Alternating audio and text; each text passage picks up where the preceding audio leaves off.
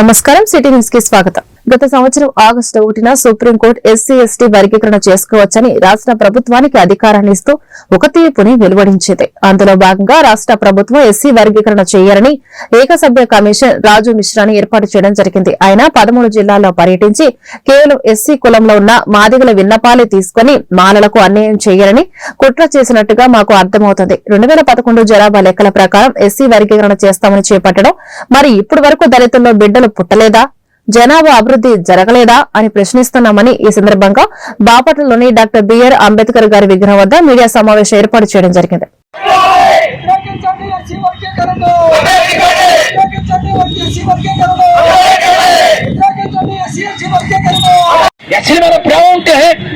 అభివృద్ధి చేయాలి. 70 సంవత్సరాలు అభివృద్ధి చెందినటువంటి వాళ్ళు ఈ గన్నయ్య గారు 4 సంవత్సరాలు మేము అభివృద్ధి అని చెందుతాం. ఇవన్నీ ఒట్టు మాటలు. కాబట్టి ఏంటంటే కలిసినటువంటి వారిని విడదీసి మమ్మల్ని నాశనం చేయడానికి కూర్చుంది ఈ కూటమి ప్రభుత్వం. కాబట్టి మేమేమంటున్నామంటే మాదిగరికి మేలు జరగడం మాకు ఇష్టం లేక కాదు ఈ సమావేశం పెట్టింది. మాదిగరికి మేలు జరగాల్సిందే. ఎక్కడ మేలు జరగాలి? మాదిరికి అన్యాయం జరుగుంటే, మాదిరికి ఆర్థికంగా ఇబ్బంది పడి ఉంటే వాళ్ళకి మేలు జరగాల్సిందే. కానీ మాలో మాదిరి ఇద్దరు ఇబ్బంది పడుతున్నాం. అంటరాంతరం ఇద్దరు అనిపిస్తున్నాం, అట్రాసిటీస్ ఇద్దరు అనిపిస్తున్నాం, వెలుగాటి ఇద్దరు అనిపిస్తున్నాం, ఆర్థికంగా ఇద్దరు అనిపిస్తున్నాం. ఇవాళ మా పిల్లలు సిఐలు, ఎస్ఐలు, డిఎస్పీలు, ఎస్పీలు, కలెక్టర్లు వీళ్ళందరూ కూటమి ప్రభుత్వం వచ్చిన తర్వాత 49 మంది సిఐలు దళితులు మాలామాది బిడ్డలు విఆర్లో ఉన్నారు. దాదాపు 17 మంది డిఎస్పీలు బాగా ల్యాండ్ ఆర్డర్ మెయింటైన్ చేయగలిగినటువంటి ఆఫీసర్లు విఆర్లో ఉన్నారు. దాదాపు 22 మంది ఐఏఎస్ ఆఫీసర్లు, ఐపీఎస్లు వాళ్ళందరూ కూడా వేకెన్సీ లేకుండా అట్ట పెట్టేది కూటమి ప్రభుత్వం. బయట ఎక్కడో పశ్చిమ బెంగాల్లోనూ, బయట ఎక్కడో కర్ణాటకలో పనిచేస్తున్న ఒక కమ్మ ఐఏఎస్ ఆఫీసర్ తీసుకొచ్చి ఇక్కడ నియమించుకున్నారు. అంటే కులం నీకుందా, మాకుందా? కులం లేకుండా జీవిస్తున్నటువంటి వాళ్ళని కుల తగాదులు పెట్టి కుల పంచాయతీలు పెట్టుతుంది ప్రభుత్వం. మీరా మేమా అనేది ఇక్కడ తేలాలి. మేము ఒకే ఒక విషయాన్ని ఈ ప్రభుత్వం ఒక కుట్ర ప్రకారం వేరు చేసి మాదిగల ఓట్ల కోసం పెద్ద డ్రామా ఆడుతుంది. ఈ మిశ్రా కమిషన్ అనేది ఒక పెద్ద డ్రామా. వాళ్ళకి వాళ్ళే కమిటీలు వేసుకోవటం, వాళ్ళకి వాళ్ళే గదులు కూర్చోవటం, వాళ్ళకి నచ్చిన రాసుకోవటం. మేము ప్రశ్నిస్తున్నాం, మాదిగల ఓట్లు మీకు అవసరం లేదా? గతంలో అంత బాధ్యతకి వచ్చిన మెజార్టీ మా పాత్ర లేదా? ఇంత కుట్ర జరుగుతూ ఉంటే మాల ఎమ్మెల్యేలు, ఎమ్మెల్సీలు, ఎంపీలు ఏం చేస్తున్నారు? వాటిని చేస్తున్నారా? ఎప్పటికప్పుడు ఎన్నుకోట్లు పోస్ట్ వడ్డీ చేస్తున్నారు. నీ జాతికి ద్రోహం జరుగుతూ ఉంటే అసలు మాకు మేము వర్గీకరణకు వ్యతిరేకం ఎక్కడ చెప్పా, వర్గీకరణ ఆపడం ఎక్కడ చెప్పా. కానీ ఉమ్మడి రాష్ట్రం ఉన్నప్పుడు 2011 జనాభా లెక్క ప్రకారం ఈరోజు చేసి మా జాతికి అన్యాయం చేస్తారు వీళ్ళు. ఇది పెద్ద కుట్ర, బోగస్సు. ఈ కూటమి ప్రభుత్వం వ్యతిరేకించాలి. దీనికి సంబంధించి మేము కోరుకునేది ఒకటే, ఇప్పుడు మా కులంతో కలిసండి, కులగణన చేయండి, ఆ తర్వాత వర్గీకరణ చేసుకుందాం. ఆ కమిటీలో దళిత నాయకుల్ని, దళిత ఐఏఎస్ ఆఫీసర్ని, మిగతా మా కుల పెద్దల్ని, మంత్రుల్ని మొత్తం కమిటీలో వేసి దాన్ని పక్కగా రాజుకోవడం తప్ప మేము వర్గీకరణ ఎక్కడ మాట్లాడలేదు. దీన్ని మానవులు వ్యతిరేకిస్తారని మా మీద బ్యాటిబాబు చేసి మా బ్రదర్స్ అర్థంలో ఉన్నటువంటి మా మధ్య గొడవ పెట్టి మాదిగల మా మీద గుర్తుకొచ్చేటువంటి కుట్ర కూడా. మహిళలకు శక్తి యాప్ అండగా ఉంటుందని జిల్లా ఎస్పీ తుషార్ డూడి ఆదేశాల ప్రకారం రైల్వే స్టేషన్ బస్టాండ్ లో పాఠశాల విద్యార్థులకు ఆ యాప్ గురించి అవగాహన కల్పించి శక్తి యాప్ ను డౌన్లోడ్ చేయడం జరిగింది. శక్తి యాప్ గురించి మాట్లాడుతూ యాప్ ఉంటే మహిళల మీద వేధింపులు, ఈవిటేజింగ్, మహిళల రక్షణ పొందవచ్చు. చీరాల వంటను పోలీసులు, చీరాల డీఎస్పీ మహమ్మద్ మొహిన్ ఆదేశాల ప్రకారం శక్తి టీం పాల్గొన్నారు.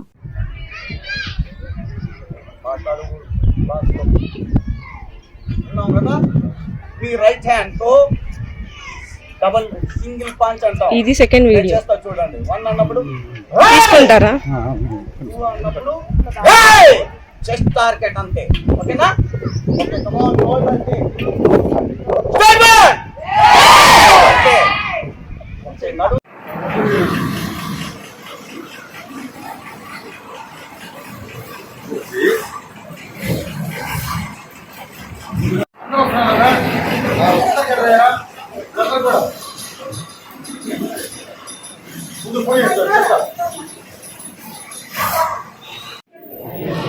ఈ కార్యక్రమం చేసినటువంటి మహిళలకి మరియు విద్యార్థులకు నా నమస్కారాలు, మా సిబ్బంది నమస్కారాలు.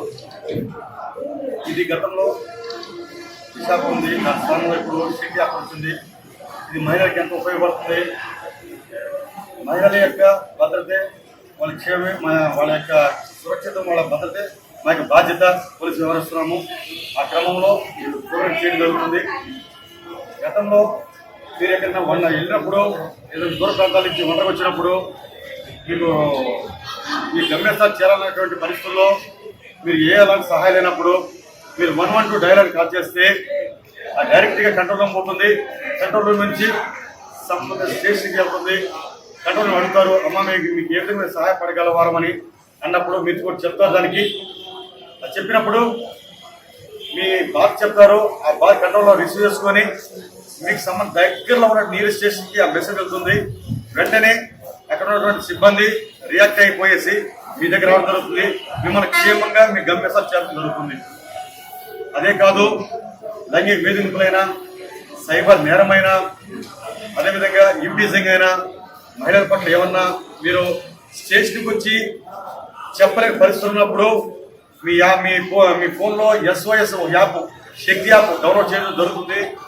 హోటల్ గౌతమ్ లో భారతీయ రిజర్వ్ బ్యాంక్ మరియు అవార్డు స్వచ్ఛంద సంస్థ వారి ఆధ్వర్యంలో ఆర్థిక అక్షరాస్యత అవగాహన కార్యక్రమం బాపట్ల పట్టణంలో రిజర్వ్ బ్యాంక్ ఆఫ్ ఇండియా వారి depositors education and awareness fund ఆర్థిక సహాయంతో అవార్డు స్వచ్ఛంద సంస్థ వారి ఆధ్వర్యంలో ఆర్థిక అక్షరాస్యత అవగాహన కార్యక్రమం జరిగింది. ఈ కార్యక్రమంలో లోన్ రీపేమెంట్ గురించి కళాకారుల విధి నాటకం ప్రదర్శించారు. ఈ కార్యక్రమంలో గ్రూపు మహిళలు, యువకులు, రైతులు, అవార్డు సంస్థ ప్రతినిధులు పాల్గొన్నారు. డైరెక్టర్ మేనేజ్మెంట్ ఫండ్ కానీ ఇలా మనకు డిఫరెంట్ ఫండ్స్ ఉంటాయి. అదే విధంగా డెప్ ఫండ్ అని RBI మెయింటైన్ చేస్తారు, డిపాజిటెడ్ ఎడ్యుకేషన్ అవేర్నెస్ ఫండ్ అని. దీని మెయిన్ ముఖ్య ఉద్దేశం ఏంటంటే మనం ప్రతి ఒక్కరికి అందరికీ తెలిసిందే మనం అకౌంట్లు ఓపెన్ చేస్తాం. అకౌంట్లు ఓపెన్ చేసి లావాదేవీలు జరుగుతూ ఉంటాయి. కానీ ఇప్పుడు మీకు అందరికీ కొద్దిగా అంటే మనం చేస్తున్నాము అన్ని అకౌంట్లు ఇప్పుడు అంతకుముందు ఏంటంటే ఇంట్లో కుటుంబంలో ఒక 10 సంవత్సరాలైనా ఒక 15 సంవత్సరాల ముందు వేసుకున్నాం. 10 సంవత్సరాలు కాదు కానీ ఓ 15 సంవత్సరాల ముందు కుటుంబంలో ఒక 10 మంది ఉంటే మాక్సిమం ఎంతమందికి అకౌంట్లు ఉండేవండి? ఒకరికో ఇద్దరికో అకౌంట్ ఉండే. అందరు బ్యాంక్ వచ్చేవాళ్ళు కాదు. ఇప్పుడు గ్రూపులు ఇవన్నీ రావడం వల్ల అందరు బ్యాంక్ వస్తున్నారు, వేరే మీటింగ్ పెట్టి అలా చేసేవాళ్ళం అంతే. కానీ అప్పుడు దాని తర్వాత ఏంటంటే ఇప్పుడు అంత అవేర్నెస్ కూడా లేదు. బ్యాంక్ లో ఎవరు వచ్చి ఓపెన్ చేస్తున్నారో తెలియదు, వాళ్ళ పేరుతో డిపాజిట్లు వేస్తున్నారో తెలియదు. కొంతమంది అంతకుముందు పాత కాలంలో మన పెద్దవాళ్ళు ఏం చెప్తారు, వాళ్ళకి ఏమి అంటే నా మనవడికి మనవరాలకు లేకపోతే ఎవరికి నా పిల్లలకు అంటే ఇంట్లో ఎవరి పేరుతో గొడవలు వస్తాయని చెప్పి వాళ్ళే బ్యాంకులోకి వచ్చి ఒక అకౌంట్ ఓపెన్ చేసి వాళ్ళ పేరుతో వేసేసేవారు. మనకి ఎవరికి తెలియదు అది. మనం అడిగేవాళ్ళు కూడా కాదు, పెద్దవాళ్ళు చిన్నవాళ్ళు ఎవరు కూడా అడిగేవాళ్ళు. అలా కాలక్రమేణా ఏమైపోతుంది, దాంట్లో ట్రాన్సాక్షన్ చేయకోకుండా అంటే ఇప్పుడు మన ఇండియన్ బ్యాంక్ మేనేజర్ జనరల్ గా బ్యాంక్ లో ఇప్పుడున్న ప్రకారం 2 సంవత్సరాలు కానీ 6 నెలలు కానీ ఒకసారి ట్రాన్సాక్షన్ చేయకపోతే మీకు అవి అకౌంట్ డార్మెంట్ అంటారు. ఇన్యాక్టివ్ అయిపోతే డార్మెంట్ అయిపోతాయి. అలా కాకుండా 2 సంవత్సరాల తర్వాత ఆ ట్రాన్సాక్షన్సే లేకోకుండా 10 సంవత్సరాలు దాటినాయి అనుకోండి, ఆ అకౌంట్లన్నీ డెఫ్ అకౌంట్స్ గా మారిపోతాయి. డెఫ్ అకౌంట్స్ అయినా లేబులింగ్ చేసేస్తారు. ఆ అకౌంట్లన్నీ బ్యాంక్ లో ఉండవు. ఆ అకౌంట్లన్నీ కూడా మీరు బ్యాంక్ లో సిస్టమ్ లో కూడా చూసేదానికి కూడా ఎవరికి యాక్సెస్ ఉండదు. అవన్నీ అకౌంట్ ఆ 10 సంవత్సరాలు దాటిపోయిన ప్రతి ఒక్కరిని ఇన్వేరియబుల్ గా RBI మెయింటైన్ చేయాలి. డేటాబేస్ అంతా RBIకి ఉద్గమ్ అని ఒక పోర్టల్ ఉంటుంది. ఆ పోర్టల్లో ప్రతి దానికి రెడెన్షన్స్ ఉంటుంది. ఆ అకౌంట్స్ అన్ని అక్కడికి వెళ్ళిపోతాయి. ఇవన్నీ ఎందుకు చెప్తున్నామంటే మీరు ఒకరే కాదు, ఇది జనరల్ గా ఏదో ఏమి తెలియని వాళ్ళకి మాత్రమే ఇలా జరుగుతాయి. బాపట్ల జిల్లా వేటపాలెం మండలం నాయనపల్లి గ్రామం చల్లారెడ్డిపాలెం పంచాయతీ బొచ్చులవారిపల్లి ఎత్తిపోతల పథకం కొత్త కాలువలో గుర్తు తెలియని మృతదేహం లభ్యం. మృతదేహం సమీపంలో ఉన్న చేపలు పట్టే యనాదులుగా గుర్తించారు. మృతదేహాన్ని చీరాల ప్రభుత్వ వైద్యశాలకు తరలించి కేసు నమోదు చేసి దర్యాప్తు చేస్తున్నామని వేటపాలెం ఎస్ఐ మీసాల వెంకటేశ్వర తెలిపారు.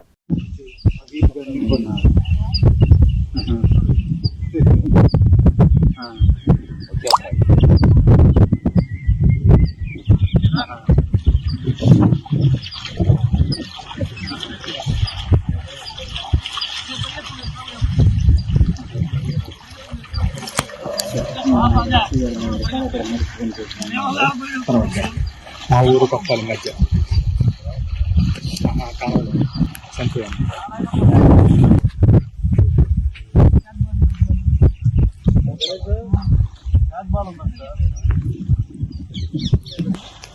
దాని కిందకి బాడీ కిందకి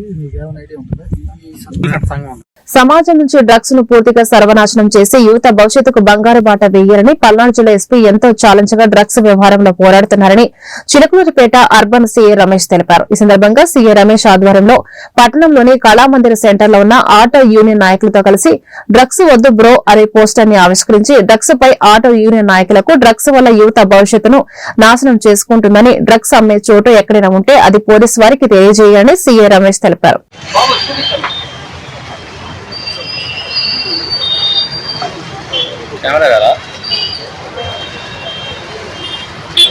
కెమెరా రాలేదా? ఆఫీస్లో పడేసాను. ఆఫీస్లో పడేసి ఇంటికి వెళ్తున్నా.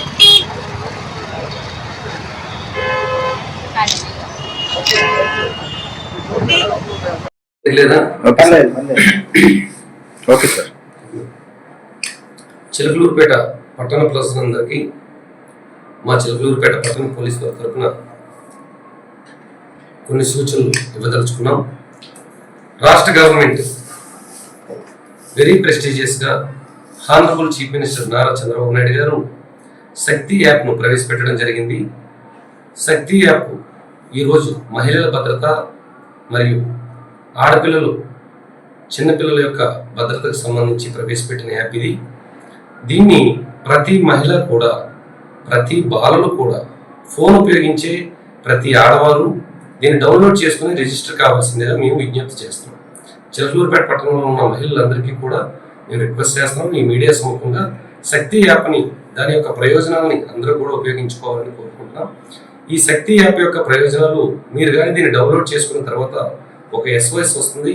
మీరు ఫోన్ని మీరు ఇబ్బందుల్లో ఉన్నప్పుడు లేదా విపత్కర పరిస్థితుల్లో ఉన్నప్పుడు, ఏదైనా ప్రమాదంలో చిక్కుకున్నప్పుడు, లేదా ఈవ్టీజింగ్ బారిన పడినప్పుడు, లేదా నైట్ పూట ఎక్కడైనా పల్నాడు జిల్లా నర్సరావుపేటలో లక్ష్మీ టయోటా షోరూం నూతన ప్రారంభోత్సవం చేయడం జరిగింది.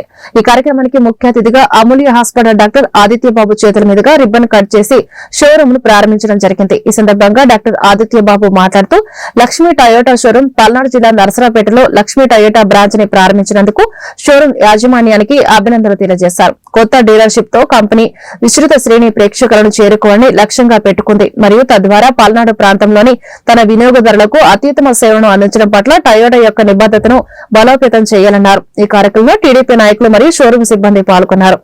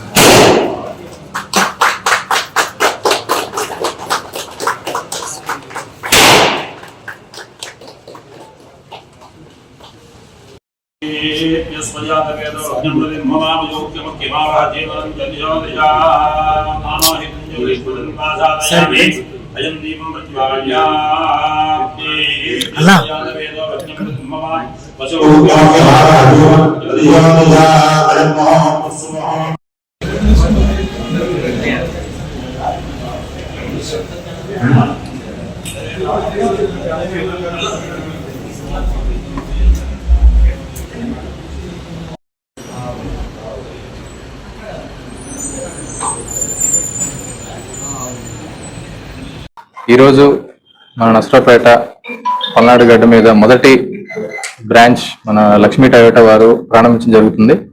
సో దీనికి మా టీడీపీ నాయకులు ప్రతి ఒక్కళ్ళు హాజరయ్యారు. సో ముందుగా లక్ష్మీ టయోటా యాజమాన్యానికి, మయూర్ గారికి, అలాగే రామకృష్ణ గారికి ప్రత్యేక ధన్యవాదాలండి. ఎందుకు అంటే నర్సరావుపేట ఇప్పుడు మనం డిస్ట్రిక్ట్ హెడ్ క్వార్టర్ అవుతుంది. సో మీరు మంచి నిర్ణయం తీసుకున్నారు మాటలు చెప్పాలంటే. ఎందుకంటే నర్సరావుపేట అనేది డెవలప్ అవుతుంది. మన టీడీపీ కూటమి ప్రభుత్వం వచ్చిన తర్వాత ఎన్నో అభివృద్ధి కార్యక్రమాలు చేయడం జరుగుతుంది. సో దానిలో భాగంగా మన అరుణ్ బాబు గారు కూడా, మన ఎమ్మెల్యే డాక్టర్ చదలవాడ అరుణ్ బాబు గారు కూడా నష్టపేటని ఎంతగానో డెవలప్ చేస్తున్నారు. సో దానికి తగ్గ కష్టం, దానికి తగ్గ ఫలితం అనేది మీరు ముందు ముందు చూస్తారు. సో దీంట్లో భాగంగా మీరు కూడా ఈ లక్ష్మీ టయోటా ద్వారా ఒక బ్రాంచ్ అనేది మన నష్టపేటలో పెట్టడం అనేది చాలా ఆనందంగా ఉంది. ఎందుకంటే ముందుగా డెవలప్మెంట్ తో పాటు ఇటువంటి షోరూమ్స్ కానీ, ఇటువంటి సేల్స్ టయోటా మీ ద్వారా ప్రారంభోత్సవం జరుగుతుంది. సో ముందుగా ఇలాంటివి ఇప్పుడు సేల్స్ వరకే ప్రారంభించినారు. తర్వాత సర్వీస్ కూడా నష్టపేట మన డిస్ట్రిక్ట్ హెడ్ క్వార్టర్ కాబట్టి సేల్స్ కూడా మీరు సర్వీస్ కూడా మీరు టయోటా ద్వారా అందిస్తే నష్టపేట వాసులకి, అలా పల్నాడు వాసులకి చాలా హెల్ప్ఫుల్ గా ఉంటుంది. ఎందుకంటే ఇప్పుడు సర్వీస్ కోసం నాకు తెలిసి ఇప్పుడు ఫార్చునర్ సర్వీసింగ్ వాటికి అయితే హైదరాబాద్ దాకా వెళ్ళాల్సి వస్తుంది. గుంటూరు కూడా అంత ఎక్సలెంట్ సర్వీస్ ఏం లేదు. విజయవాడ, హైదరాబాద్ వెళ్ళాల్సి వస్తుంది. సో త్వరలో ఇక్కడ నష్టపేటలో. నమస్కారం అండి. ఈరోజు మేము లక్ష్మీ టయోటా తరఫున నర్సరావుపేటలో సేల్స్ అవుట్లెట్ ఒకటి ఓపెన్ చేస్తున్నాము. సో మేము లక్ష్మీ టయోటా మేము 20 సంవత్సరాల నుంచి ఇదే ఫీల్డ్లో ఉన్నాము. సో వివిధ ప్లేసుల్లో ఉన్నాము. విజయవాడ, గుంటూరు, ఒంగోలు, వైజాగ్ చాలా ప్లేసుల్లో ఉన్నాము. సో ఇప్పుడు నర్సరావుపేట ఈ రూరల్ ఏరియాలకు కూడా మేము డెవలప్ చేయాలని అనుకొని ఈ విధంగా ప్రారంభించాము. త్వరలో ప్రముఖులు డాక్టర్ గారు చెప్పినట్టుగా సర్వీస్ కూడా, యాక్చువల్లీ మా సర్వీస్ వెహికల్స్ వస్తాయి. సర్వీస్ ఎవ్రీ మంత్ మేము ఇక్కడ సర్వీస్ క్యాంప్ చేసి ఇక్కడున్న కస్టమర్లకు సర్వీస్ చేస్తాము. అలాగే ఫ్యూచర్లో డెఫినెట్లీ పర్మనెంట్గా ఒక వర్క్ షాప్ కూడా ప్లాన్లో ఉంది. డెఫినెట్లీ వారు చెప్పినట్టుగా వారి మాటను కన్సిడర్ చేస్తాము. అండ్ మీరందరూ సహకరించి మా టయోటా షోరూమ్ని సక్సెస్ చేయాలని చేసుకుంటున్నాను. Thank you. ఎస్సీ వర్గీకరణ బిల్లు ఏపీ అసెంబ్లీలో ఏకగ్రీవంగా ఆమోదం చెందడంతో మాచర్ల మండలం విజయపురి సౌత్ లో ఎంఆర్పీఎస్ అధ్యక్షుడు ఊరే మార్క్ ఆధ్వర్యంలో శుక్రవారం సంబరాలు జరుపుకున్నారు. ఎంఆర్పీఎస్ కూటమి నేతలు CM Chandrababu, deputy CM Pavan Kalyan, Mandakrishna Madiga చిత్రపటాలకు పాలాభిషేకం చేశారు. ఈ కార్యక్రమంలో విజయపురి సౌత్ టీడీపీ అధ్యక్షుడు బొల్లా వెంకటేశ్వర్లు, ఆడేపు కోటయ్య, షేక్ మస్తాన్ వలి, ముస్లిం మైనార్టీ అధ్యక్షుడు SMC chairman Ramachandra Nayak, Basireddy Satyababu, Siddala Daniel, Oore Madhu, Arun, Balaswamy తదితరులు పాల్గొన్నారు.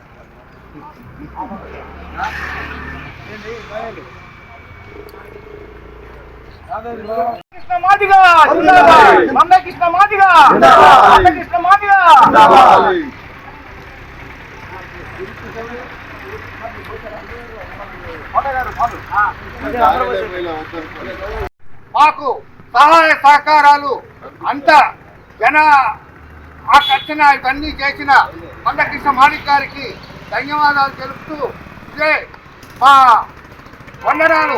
భారతదేశ చరిత్రలో ఇది మరుపురాని ఘటంగా నిలుస్తుందని చెప్పి చంద్రబాబు నాయుడు గారు చిత్తూరులో జన్మిస్తే అక్కడ వెంకటేశ్వర స్వామి నడయాడిన ప్రదేశం అది.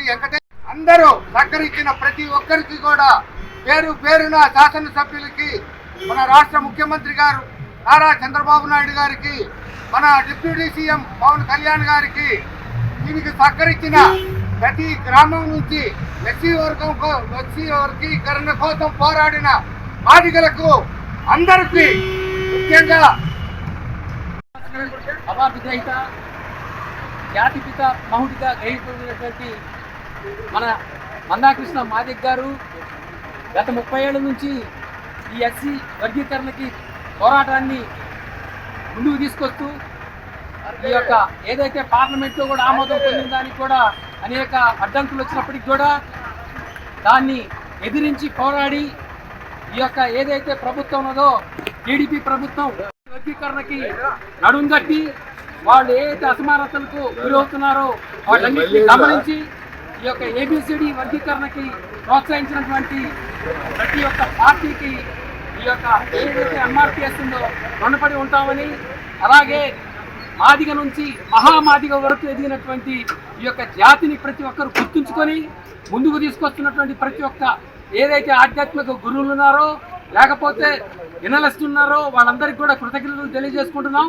ఈ వార్తలు ఇంతటితో సమాప్తం. నమస్కారం.